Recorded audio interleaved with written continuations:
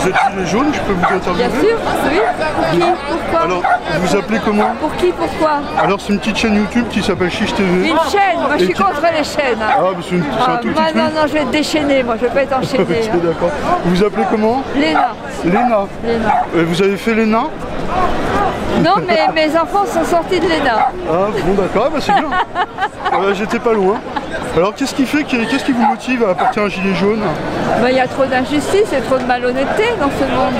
Ouais. Et ça fait longtemps que vous manifestez? Bah oui. Depuis le début? Depuis le début de quoi? De ma vie? Depuis le début des Gilets jaunes? Depuis novembre? Bien avant, j'ai pas attendu les Gilets jaunes. Ah ouais, les Gilets jaunes, moi je l'ai depuis longtemps, je suis cycliste. Ah, ok. Moi les Gilets jaunes ici, il y a eu la nuit debout. Vous étiez au courant de la nuit debout? Ouais. J'ai participé à la nuit debout aussi, à la commission éducation populaire. Ok. Parce que ce que je trouve important, c'est que ce qui est grave en ce moment, c'est qu'on est à la fois surinformé et sous-informé. Donc moi j'essaye que les gens soient informés à peu près correctement, et sans les influencer bien sûr. Pour ça, il faudrait qu'ils aient accès à plusieurs points de vue différents. Voilà, absolument, mais des points de vue qui soient bien, comment dirais-je, bien sérieux, quoi. Par exemple, là, je cite une parole des premiers Américains. Voilà, ça et donc, quand il y aura fait tomber le dernier arbre, contaminer le dernier ruisseau, pêcher le dernier poisson, l'homme saura alors que l'argent n'est plus comestible. N'est pas comestible. Et ouais, c'était un... N'est pas comestible. N'est pas comestible. Et ouais, c'était un Indien Iroquois donc. Les Iroquois, c'était au Canada, il me semble. Les Iroquois, c'est la plus ancienne fédération humaine qui existe encore aujourd'hui. Est-ce que c'était au Canada? Il y en a au Canada, il y en a ailleurs, ils regroupent 6 nations. Ok. Et ils ont travaillé au Canada pour les Français, si je connais bien. Il y a eu de tout, hein. Il y a eu de tout, mais en gros, pour moi, ce sont les premiers écologistes, les premiers Américains.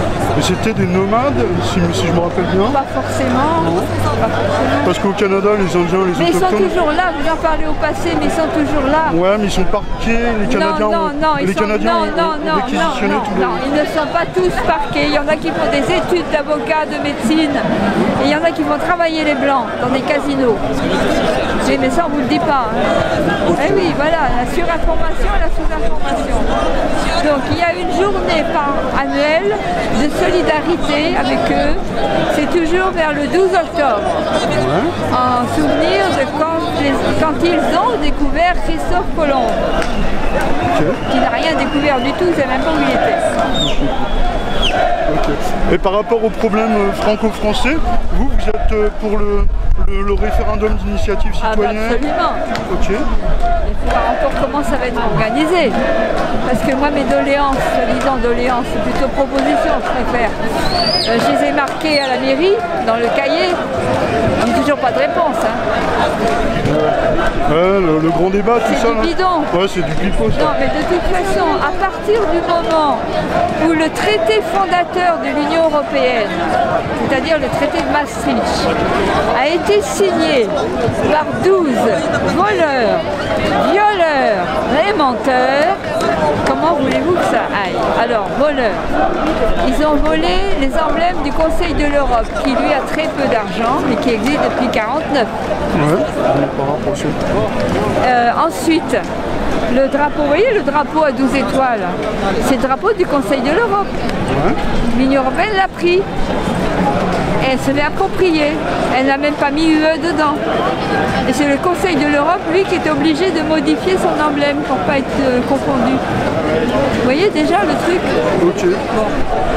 Ensuite, dès les premières pages du traité de Maastricht, les 12 là, ils citent la Convention européenne des droits de l'homme à laquelle ils adhèrent, hein, parce que ce sont des gens très bien. Ils vous disent où ça a été signé. C'était signé à Rome, comme par hasard. Donc ça embrouille bien dans la tête des gens. Ils vous disent la date. Ils vous disent pas l'heure, mais ils auraient pu. Ils vous dis surtout pas l'auteur. Mais l'auteur, c'est le Conseil de l'Europe, qui a fêté ses 70 ans dans le silence le plus assourdissant. Et pourquoi vous expliquez ça? Comment vous expliquez? Alors attendez, donc menteur, voleur et violeur des accords d'Helsinki, rien que ça. Les accords d'Helsinki signés par toute l'Europe en 1975 pour la sécurité et la coopération en Europe. C'est quand même un beau programme, avec 10 engagements. Eh bien, quand la Slovénie, avant qu'ils signent le traité de Maastricht, quand la Slovénie a voulu quitter la fédération yougoslave, il n'y avait aucun problème. C'est prévu dans leur constitution qui est la plus longue et la plus complexe d'Europe. Un pays qui fait la moitié de la France, la fédération yougoslave.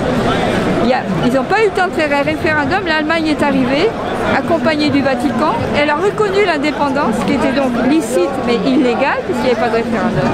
Elle a donc violé les accords d'Helsinki.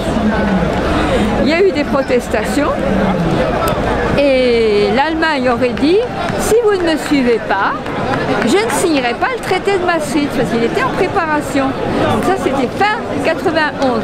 3 semaines après, les 11 ont suivi, parce qu'ils ont eu un peu la trouille. Donc ils se sont rendus complices de la violation. Ça a déclenché le conflit européen le plus meurtrier depuis la Deuxième Guerre mondiale, vous le savez ça, dans les Balkans. Ah, la Yougoslavie.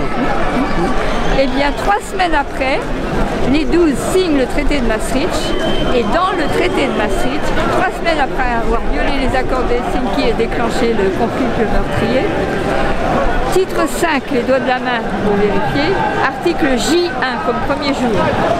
Il prône les accords d'Helsinki pour la paix. Alors, 3 semaines d'intervalle. Alors que les militaires français n'ont pas eu l'ordre d'intervenir dans le massacre de Srebrenica. Et qu'il y a eu un référendum pour rattacher la Crimée à la Russie, mais ça les dérange. Là, il n'y en a pas eu du tout, ça ne les a pas dérangés. Ça suffit. Bon, bah, écoutez, je vous remercie de m'avoir répondu, et puis je vous souhaite une bonne fin de journée. J'espère que ça vous sera utile. Ouais, merci.